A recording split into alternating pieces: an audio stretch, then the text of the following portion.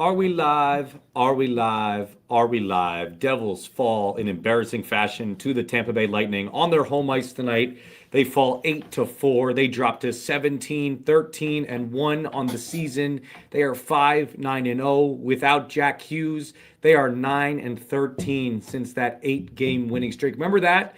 Because that feels like a distant memory at this point. I can't talk about any of this until I know that we are, in fact, live. So somebody let me know in the comment section below, and then we will begin talking about that disastrous performance for the New Jersey Devils tonight.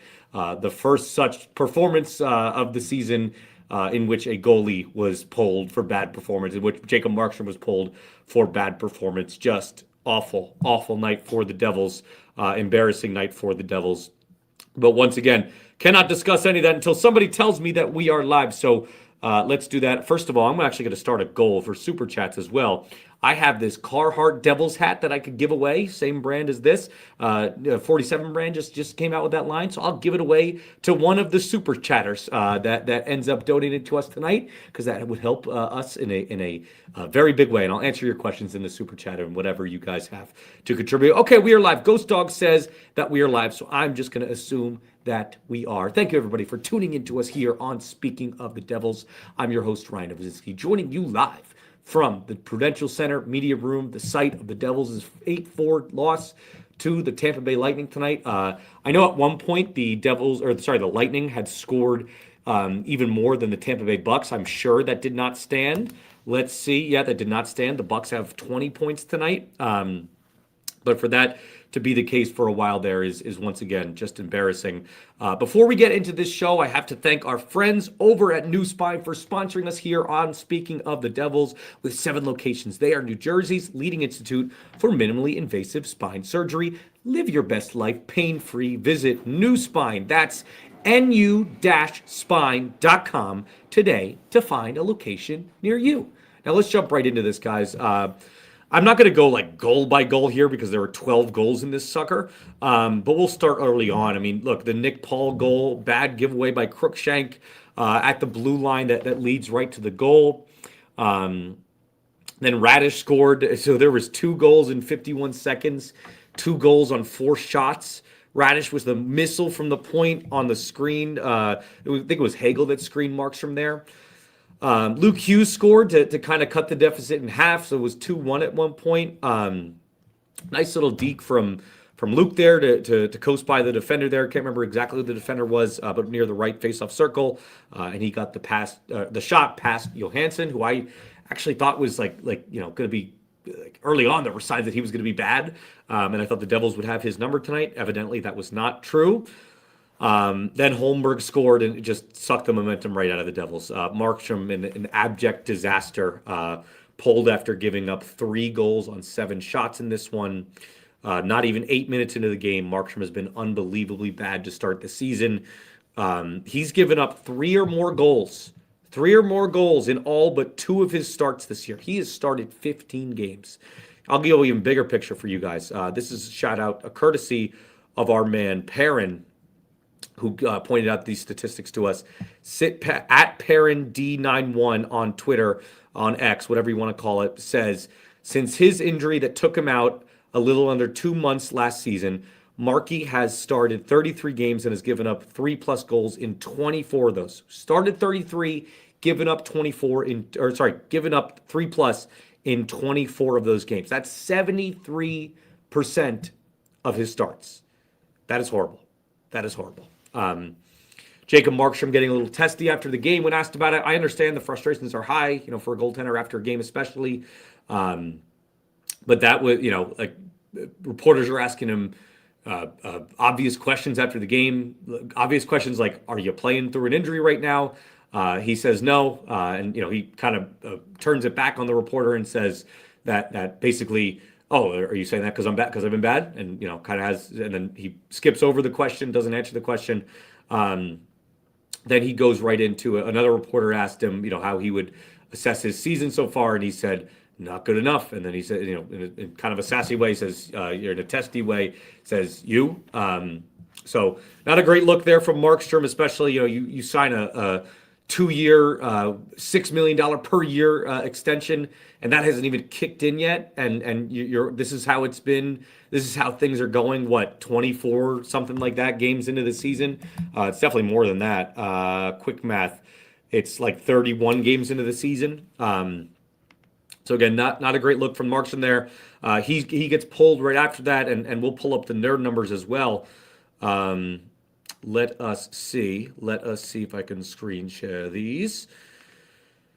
Markstrom tonight. Jake Allen came in for him, but Markstrom tonight, we'll start with him. Hold on, I didn't, of course, right now I didn't pull that up. Okay, right here now, you see this is courtesy of our friends over at Money Puck. Jacob Markstrom stopped minus 2.63 goals above expected tonight. That is terrible for only 7, almost 8 minutes of ice time. That is so bad. Jacob Allen in 52 minutes of ice time, minus 2.27. Allen wasn't good tonight either, but I hate to blame it on Allen because it was kind of a, it was kind of a precarious situation where he has to go in. I don't know why Allen didn't get the start in general tonight. I thought that might have been the case for him. Maybe they're just trying to feed Markstrom some starts in order for him to gain some confidence right now. But clearly it's not working because the Devils have had no synergy with their goaltending department this year. When one goalie's good, the other one's bad. When one goalie's bad, the other one's good. And sometimes it's both of them that are bad. So that's not good either. We move on. From there, the floodgates were open. I mean, if they weren't already open at this 3-1 deficit. Gensel scored after that. Bjorkstrand scored after that to start the second. Brack got his first goal since November 6th. He needed that one badly. 16-game goalless streak for him. Hagel scored after that. Dougie, I thought, was responsible for at least 2 of the goals tonight. Brutal. I think the worst thing about Dougie Hamilton right now is that he makes $9 million per year. Okay, he makes $9 million per year. I can't remember exactly how many years he has left. I want to say it's 2 or 3. Nobody's going to touch that contract unless the Devils put some serious retention. And even then, I'm sure even at 50%, people might be leery of that just because of how terrible he's been this season. It's not been good for the Devils right now. Vibes are low. I asked Jesper Bratt after the game if he would give us some insight into what was said after the game. To peel back the curtain for you guys a little bit. Usually it takes us just a handful of minutes to get into the media, into the locker room after the game. This sucker took a long time. They clearly had a long post-game meeting. I'm sure guys were ripped into. I'm sure guys, some honest conversations were had there. They need to be had right now because, again, I mentioned it off the top, but the Devils right now, 5-9-0 without Jack Hughes, 9-13 since that 8-game win streak, which just feels like years and years ago. And look, as it stands right now, the Devils are in all these rumors, and that's fine, good and well. But until Fitzgerald actually acts, the microscope has to be on him. The pressure cooker has to be on him. The hot seat has to be heating up right now. In my estimation, this is just if I were owning the team, I would say Fitzgerald's seat should be scorching hot right now. I don't know if that's the actual case right now. We haven't, we've put in requests for Fitzgerald to speak with him about some of the mistakes that he's made along the way, and even some of the good things. I think there's positive questions here and there as well. But no dice. Our requests have not gone fulfilled. I think Fitzgerald needs to talk soon. I think he should just get it over with and kind of peel the Band-Aid off. Rip the Band-Aid off, if you will, because things are not going to get better. If Jacob Markstrom continues to get reps at net, things are only going to get worse. So get it over with now, Fitzgerald, because right now things are just not trending in any sort of positive direction. That is for sure. Let us see. Let's just retweet the stream right here. To just get some more viewers in here before we dive into your lovely comment section. So I'm going to start first and foremost with our friends that gave us some super chats, and we thank you. Zach Chin, we're going to start with you. Oh man, okay, great. Zach Chin starts us off with some mock GMing. Question of the day: what does this team need most in a trade? What does this team need most in a trade? I would say they need some depth down the middle. I think this fourth line needs to be completely reconstructed at this point. They've been an abject failure no matter who you spin out there, they've just been a disaster this year. And maybe the thought is you get another center in there and you can move Cody Glass down there, a line. But right now, that's been a failure right now. But that's not the most pressing one. I would say the two most pressing ones are for a top six wing, and these are holes on the Devils roster that we knew going into the season. A top six wing, a scoring wing for Jack's line, and then perhaps you go get some center depth. And then if you want to go get Quinn Hughes because you think he would raise the team ceiling, go get Quinn Hughes because you think he raises the team ceiling. I'm not going to sit here and say no matter what cost because I'm not one that would be giving up. I would certainly not be giving up Nico Hischier in any trades, especially with how the center depth has looked over the past several weeks. But you need another superstar in the lineup, that's for sure. You need somebody that can jolt this offense. You need someone that's reliable in the D zone as well. I think Quinn provides that. I just wouldn't necessarily. I don't think you can really afford to overpay for him right now. Only because, God, this light is bright. Sorry. Only because the depth issues are going to get even worse. Like, I was going into this week and talking to a bunch of experts about it. I'm thinking to myself, okay, sure. Like maybe you overpay for him. That's a luxury item that that would raise the ceiling of this team, and I think he still would. But don't massively overpay for him because I just don't know that's going to turn out well for you. I just don't know that that's going to turn out well for you. 1 second, I have to just make one quick edit on this video so that we can get monetized, of course. Sorry. Hold on. Hold, please. Okay, and we're all set. Just a quick little thing. But yeah, that's my answer to that question. I think the team just needs a little bit more scoring touch, a little bit more offense, a little bit more defense. I know it's easier said than done. Let's face it too, Zach, and I know I've spent a long time on this question. Colorado rebuilt their goaltending situation within the span of, gosh, how long was that? Like, it was a short little span that they rebuilt their goaltending situation. If Fitzgerald was serious about this team being a contender, he would take a serious look at rebuilding this goaltending tandem as well. He would take a serious look at that. I'm not saying Allen's bad. I would keep Allen. And I don't even know. Like, you might have to attach a first to get rid of Markstrom at that contract as well. Yeah, I would take a serious look if I were Fitzgerald in doing that because other teams do that. Other teams have had success doing that. The Devils right now, goaltending disaster. Let's move on. Ghost Dog, my man Ghost Dog says, thank you. And guys, thank you so much for supporting the channel on this level. Again, I have the goal set. If we get 10 super chats in this one, I will give away a hat. Okay, I'll give away a hat. So, and it's a nice hat too. I'll post a picture of it on Twitter afterwards. Ghost Dog says, do you know any backstory on the McGill departure, i.e. if it was more of a Fitz or Keefe decision? I think it was a Keefe decision. I thought it was curious too, and I actually framed this as a positive thing early on in the season. I said that it was a risk that was good. It was a worthy risk early in the season because everything was going great defensively, right? You replace Ryan McGill with Brad Shaw. The penalty kill is amazing. The defense looks great. As it turns out, now that we're seeing some of these guys out of the lineup, everything is just crumbling. You need to have more structure there. And I thought they had some of that structure early in the season. That's what's frustrating about it.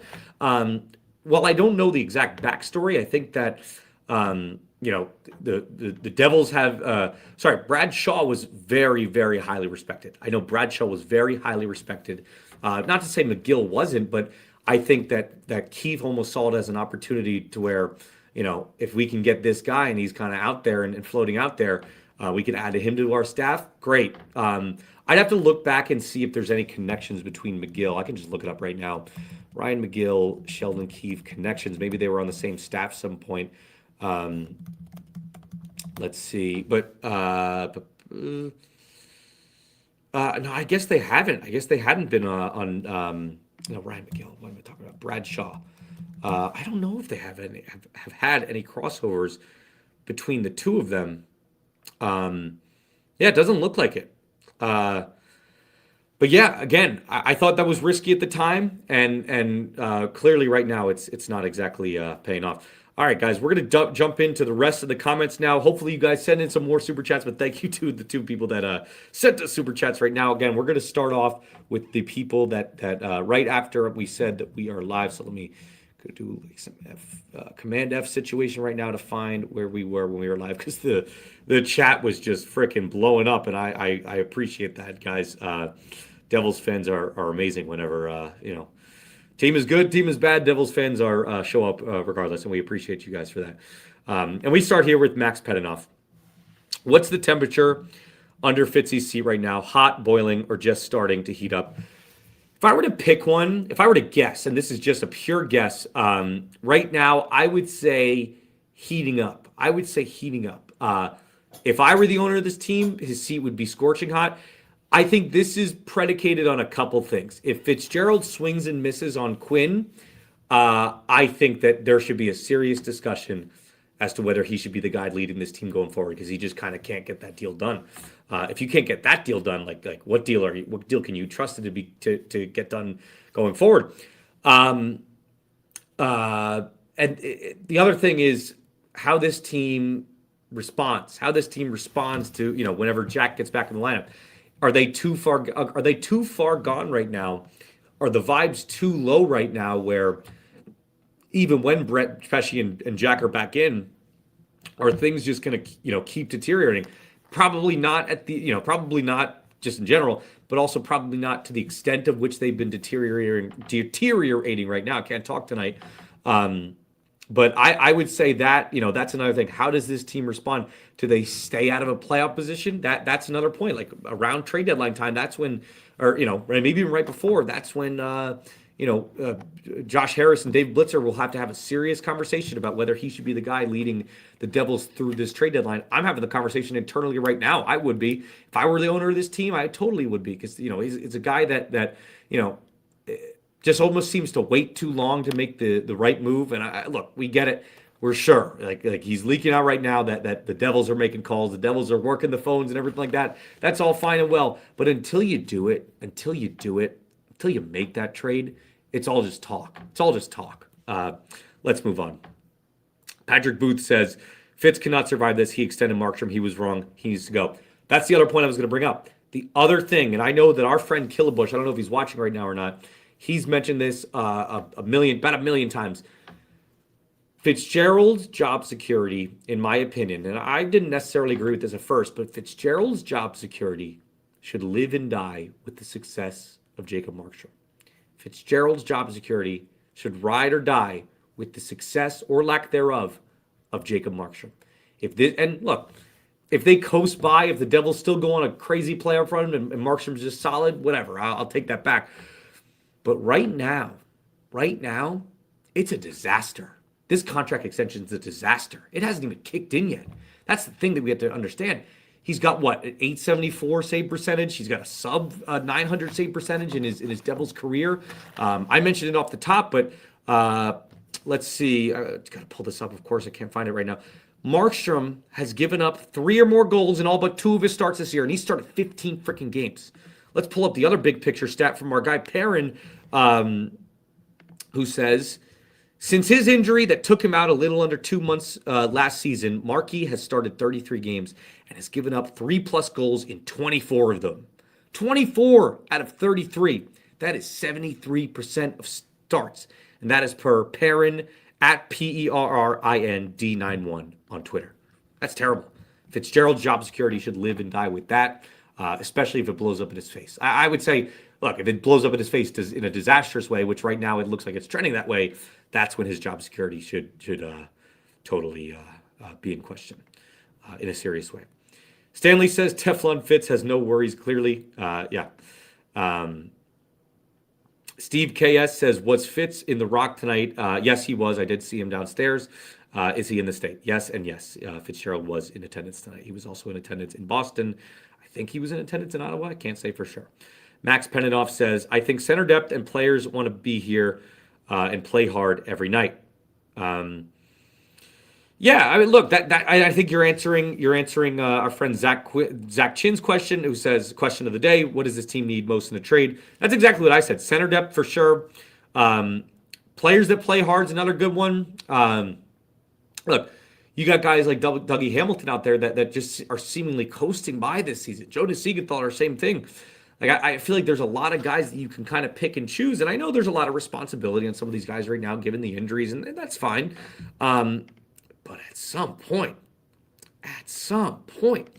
you demand a little more.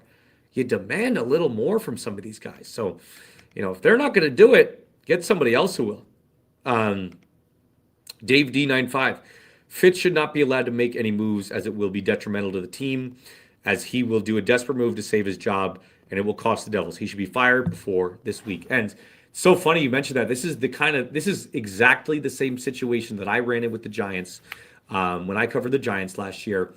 General Manager Joe Shane, the Giants GM, he was, we all viewed him as being a guy that was on the hot seat, and he probably shouldn't be the GM controlling the trade deadline because he was going to make a desperate move in an attempt to save their job. We thought the same thing in this past offseason. We thought that he was going to go trade or sign one of these crazy quarterbacks like an Aaron Rodgers or something like that, and it was just going to blow up in his face and be a disaster. The other one was Matthew Stafford. Now, granted, that's blown up in my face because I thought that maybe, the Rams were wanting to get rid of Matthew Stafford, and only because, he was aging out, but clearly he's an MVP candidate this year.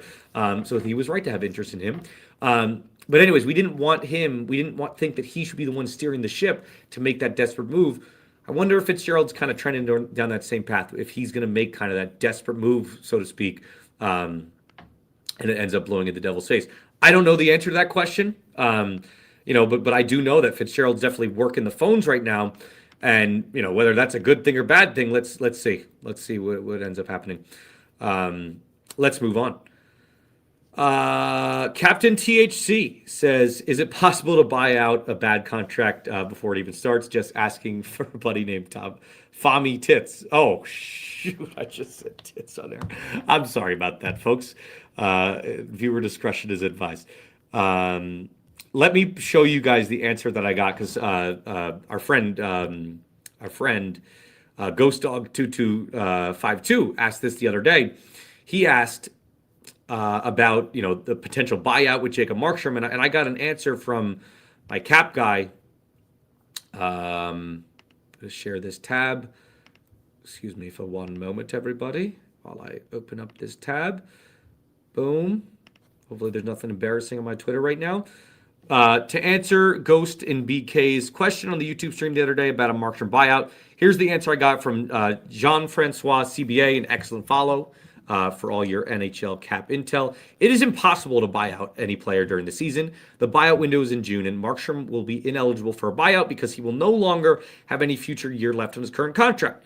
If New Jersey have an arbitration case or trade for one, it would open up a second buyout window after their arbitration case is resolved. Markstrom would be eligible to be bought out because he will have future years on his contract left. His extension will be his current contract, same as usual. In terms of cap penalty, he is not a 35 plus eligible to be cap penalties. All that's a long way of saying, that is a long way of saying that it's going to be freaking hard to buy him out. It's going to be tough to buy him out. Maybe the best course of action right now might be to, I don't know. Do you try to attach a pick on that thing and make a desperate team bite, a team that's trying to raise their cap floor? I don't know. I don't know if any team is going to bite on that. I don't know if any team is that desperate right now. Even like Edmonton, who never really gets that. Let us move on. Patrick Booth says trading for Quinn would be cool. We still need a forward to score a goal or two. Yes, totally agreed. That's why I would probably put it at. I'd probably put it at top 6 scoring wing, number 1. Center depth, number 2. And it's kind of like 1A, 1B there because you need both of them. Quinn is the luxury item that if you can get him at a decent rate, sure. And if you think that it can raise your ceiling and you think it can win you a Stanley Cup, fine. I know that there's experts across the league that think that. Talked to a bunch of them this week. Shameless plug for my story that you guys should go check out where I talked to Dan Bilesma and Bruce Boudreau to give me some great insight into Quinn Hughes. You guys should check that out. How much you can potentially raise the ceiling for the Devils. But, yeah, I would put those two at the top. I'd put those two at the top before you go in and try to get Quinn Hughes. Max Petinoff again, dominating the chat. Deserve to win-o-meter says the Devils win this game 63% of the time. Yeah, I'll believe that when less than one-third of the roster isn't AHL players. I'll tell you what, Max, I don't think that's on the players tonight. I don't think that's on the skaters tonight. I think that's more so on Markstrom. Markstrom gave up all of those early goals, and it's you're sitting there wondering, like, all right, man, like, make a save, and this game could be a 3-3 game at some point. That's just how bad it was at one point, because at one point it was 6-3, and I feel like if Markstrom just saved those goals, saved those shots like a goalie that's paid of in his range should make, then this game should have been close. Stanley says, I'm old enough to remember when Fitzgerald actually played. Never struck me as a hockey savant. Go figure. Fitzgerald needs to make a move. That's all I'll say. He needs to make a move. Duck Gusev, my man, says, will not be staying the whole time tonight. Screw you, Duck. Sorry. Ryan, as the job had me drive to Syracuse and back today, I'm exhausted, man. Well, sorry to hear that, Duck. That's a tough drive. The Markstrom contract is even worse than I thought it would be. I think it's worse than everybody thought it would be. At the time, gut instinct was to defend it. I was like, 2 years, whatever. That's fine. I feel like he can cushion the blow for 2 years, and he'll be fine. And then, we were like, everyone was like kind of popping champagne because we were lighting the victory cigars because everyone was like, oh, he had that excellent game against LA the very next night or whatever it was. It's been terrible. It's been brutal since. Absolutely brutal. Captain THC says 2. I don't know what you mean there. A man of the meeple says, bro, so embarrassing tonight. The boos were fierce. Defense was lethargic. Lightning were just walking right through our defense. Not gonna disagree with any of your points there, man of the meeple. The one thing that I will say is, on the crowd tonight, I thought I agreed the boos were bad. I thought the boos would turn into Fire Fitz chants at some point, just because I know that's how Devils fans roll sometime. I know that's how hockey fans roll sometime. And you know what? Towards the end, it just turned from boos to apathy. It turned from boos to pure silence, and that's worse. That's worse. When you get apathy, when you get a crowd that doesn't care, in a season that should be another year of Jack Hughes, another year of this, forget Jack Hughes plus the rest of this young core that you have locked up to these great, valuable contracts. You shouldn't be wasting another year like this. This place, this freaking house should be sold. This barn should be sold out every night. I understand it's a Thursday, but we're creeping in on the weekend, guys. We're creeping in on the weekend in the holiday season. That's a game that should be sold out. You know what, too? That's a team that you should beat. That team was beat up. Your team is beat up right now. That team is beat up, too. So no excuse there. Let's move on. Stanley says, after witnessing the calamity that is Fitzgerald's tenure, I'd like to know why Shero was fired, only to install. He was the interim. Devils had a lot of confidence in him. I would say right now, I think for a couple years there, things were looking promising. I would say right now, the Devils need to have a serious talk about whether he's the guy to lead this trade deadline. That's how I would frame it. Tyler Seba, forget Fitz talking about the Markstrom contract. Your star player has a freak accident that takes him out for 2 months, and we hear nothing. I remember specifically I mentioned these requests that we put in for Fitzgerald, and I put a number of them. One of them I remember specifically was that very day, was the day when I went down to D.C. to figure out what the heck went on with Jack's injury. And I asked, I requested Fitzgerald. I don't believe he was at that game. I think he was at, I forget where he was, but he was not at that game, the one in D.C. But it's been in the log. It's been in the queue for a while, the request there. And I know that I'm not the only one that has requested it. Tyler Seba, attach a second rounder to move Palat. Do something indeed. I don't know if exactly that's going to be. I don't know if they're going to, if any team's going to take on or do the Devils any favors right now. That's the unfortunate reality of it. Captain THC, I think Fitz has his hands tied by no move clauses in contracts for dudes like Palat and Hamilton. He can't make any big trades without freeing enough cap room. Those two contracts need to be moved or bought out. And yeah, what people don't remember is that you can change those suckers every year. You can change those suckers every year. At least I think most of them can. So you can't tell me that those guys haven't put Vancouver on their list, Nashville on their list. I don't know what it ends up being, but I would be shocked if they didn't have those guys on their list because those have been the trade candidates for years. And, you know, this is his doing. This is Fitzgerald's doing. I get it. You're trying to get those, contract numbers down, but like, let's face it, Palat and Hamilton those are expensive freaking deals. Hamilton was worth it for a while. Palat's never been worth it. Why are you attaching a no move clause to that? The contract itself is a no move clause. I mean, come on. Zach Chin, blame Markey all you want for tonight. He was awful. But the same D that played in front of both Allen and Markstrom is 5v5 in the same D that's 24th in the league on the PK. This whole team is terrible. The whole team is terrible right now. Yeah, I'm not going to deny that. Defense is crumbling. We're seeing the warts in Bradshaw's defensive scheme that was so lauded, early in the season. Yeah, not going to deny any of that, Zach. Jay Snow says it's time to break this core up. I was talking about this with someone tonight. I think I was talking about with the deplorable slip in Jimmy Nichols. Is it time to make one of those core-shaking moves? Is that something that would provide a spark for this team? You can't do Nico. He's your captain, and he's, you need center depth. And I'm not advocating for a Brat trade at all. I just wonder, if I feel like that's one of the things that could spark a team that is in so desperate need of a spark. And again, I'm not advocating for any of this. I'm really not. It's one of those things where you have to question it right now. You have to question everything right now because of how mighty things have fallen, how quickly things have fallen. Zach Chin, IDK, how Fitz can watch this performance and sit on his hands. I'm not one to call for Jaws, but he doesn't make a move in the next few days. He needs to go. This is just inexcusable. It is inexcusable. Make some sort of move. Get somebody else in the room.